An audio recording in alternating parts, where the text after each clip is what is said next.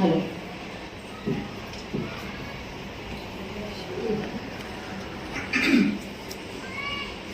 सभी को नमस्कार। ओम शांति। महिला दिवस को मैं शक्ति पर्व बोलना चाहूंगी। ये आज का जो दिन है, मतलब 1 मार्च, ये शक्ति पर्व है। शक्ति पर्व में उपस्थित सारे महानुभावों को अंतर्राष्ट्रीय महिला दिवस की शुभकामनाएं, और आप सभी को भी इंटरनेशनल वुमेन्स डे की खूब खूब शुभकामनाएं। ये जो शक्ति पर्व है, ये शक्ति क्यों बोला गया है? क्योंकि महिला खुद एक शक्ति है।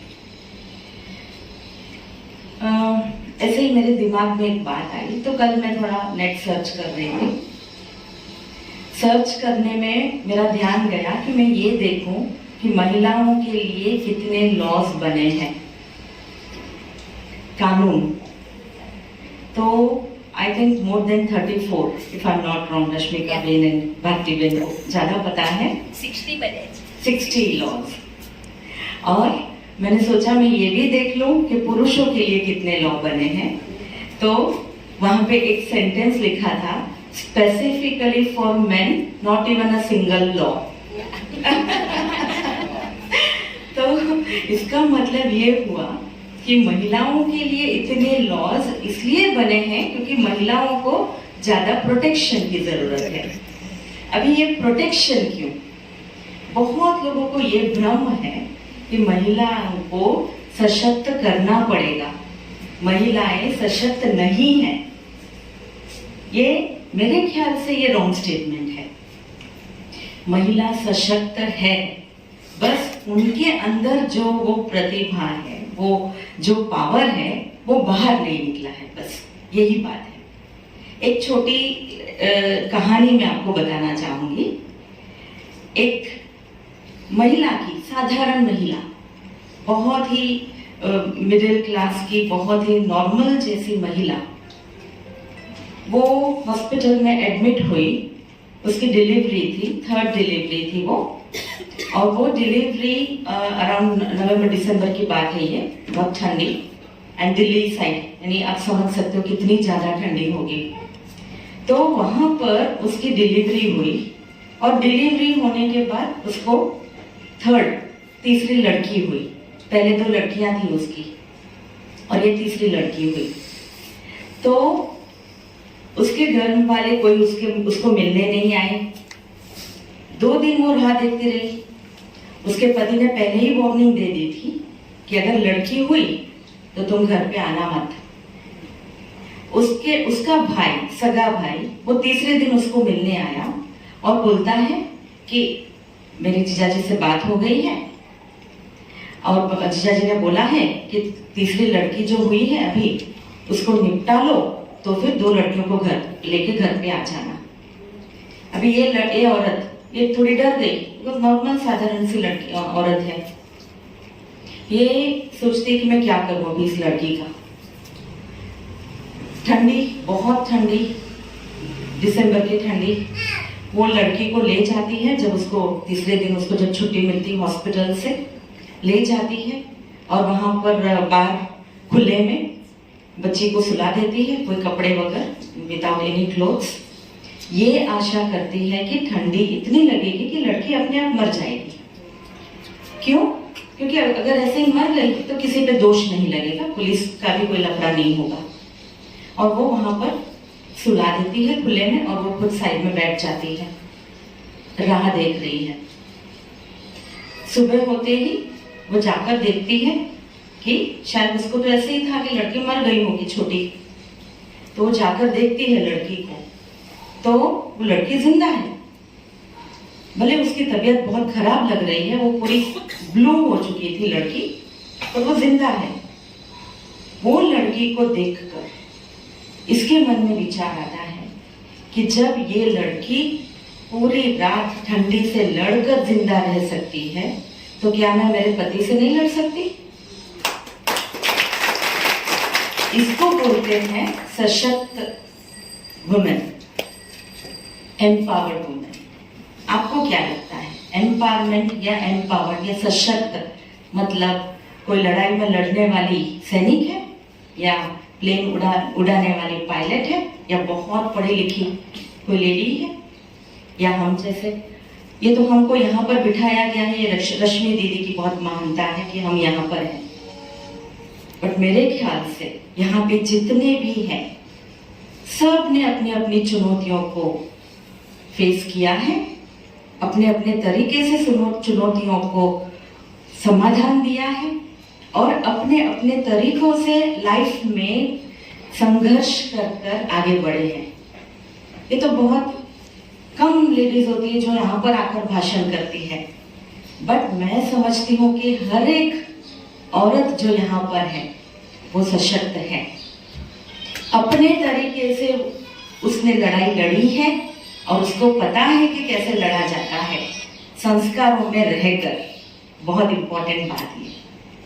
तो एम्पावरमेंट कोई ऐसा बहुत बड़ा विषय नहीं है। मैं तो ये आशा लेकर आई हूँ, आशावादी हूँ कि आज एक दिन नहीं, पूरा साल महिला दिवस मनाना चाहिए। क्यों एक दिन? महिलाओं को एक दिन क्यों दिया गया है? पूरे साल भर महिलाएं तो हर दिन हर पल कुछ ना कुछ करती रहती है।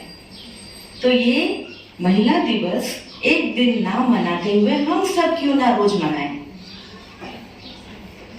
पॉलिटिकल लीडर हूं मैं, थी काउंसलर थी, अभी नहीं हूं, बट पॉलिटिक्स में जरूर हूं, बीजेपी में। मुझे किसी ने एक बार पूछ लिया कि लीडर कौन होता है, who is a good leader?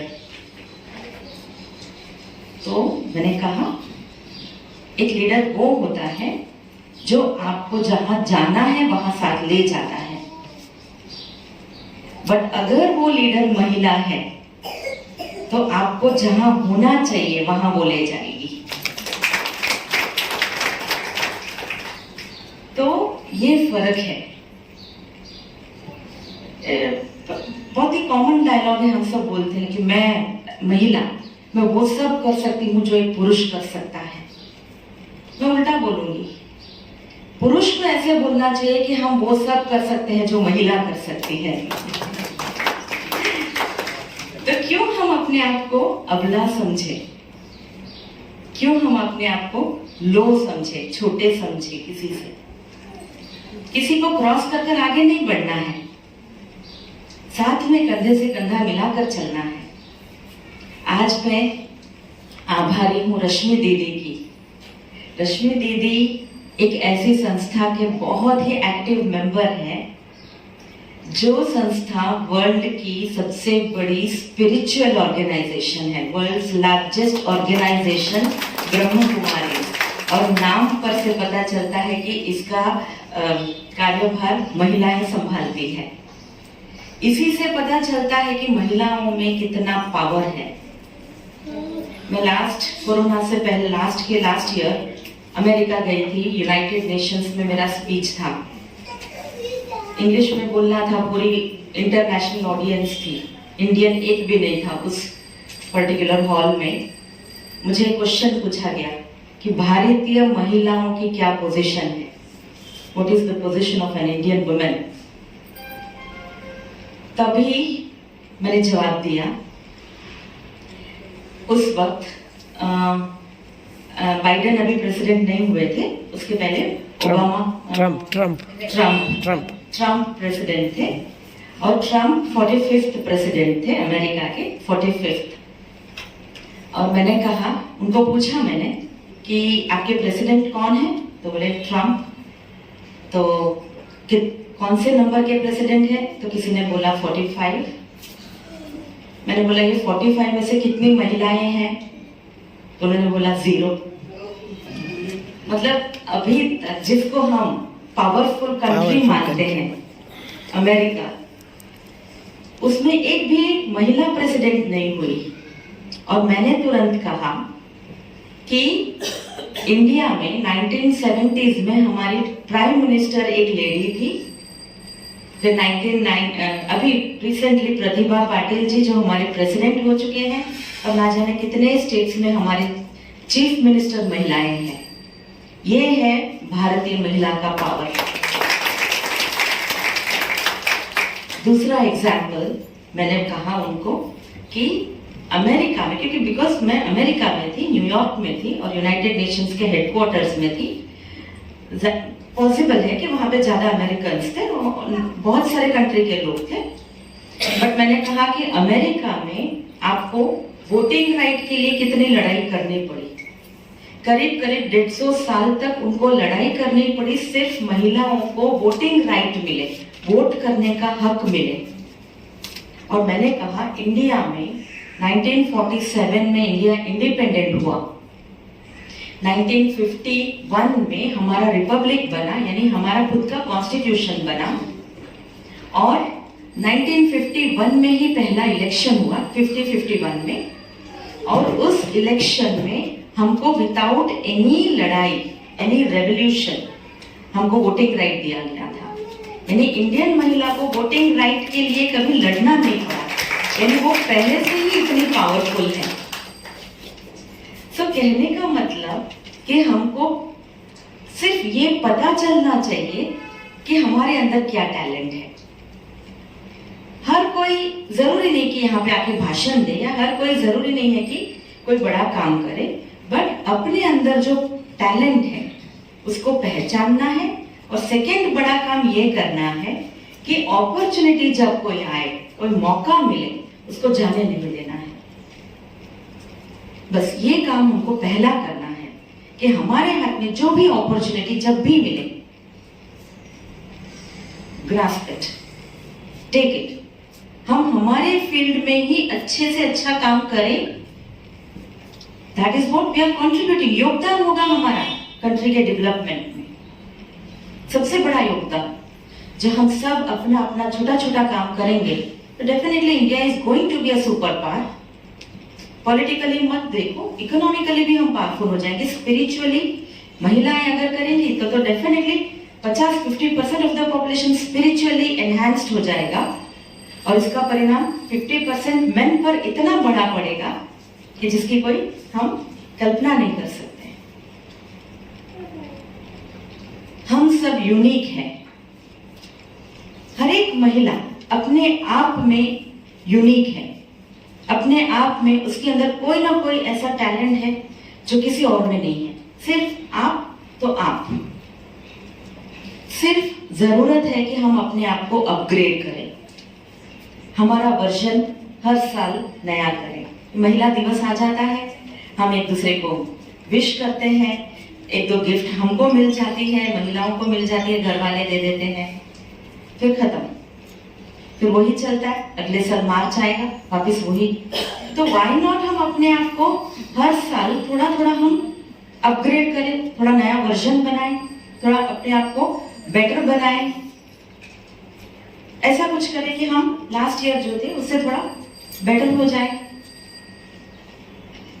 मेरी मम्मी हमेशा बोलती है कि इस दुनिया में ऐसा कोई नहीं है जो ये बोल सकता है कि मैं सबसे लकी हूं, या सबसे अच्छी हूं, या सबसे पावरफुल हूं। हमेशा आप देखो, आपके लेवल से ऊपर कोई होगा और आपके लेवल से नीचे कोई होगा। कोई तो होगा जो आपसे ज्यादा फॉर्चुनेट नहीं है, लेस फॉर्चुनेट है, लेस लकी है, हमसे थोड़ा कम लकी है।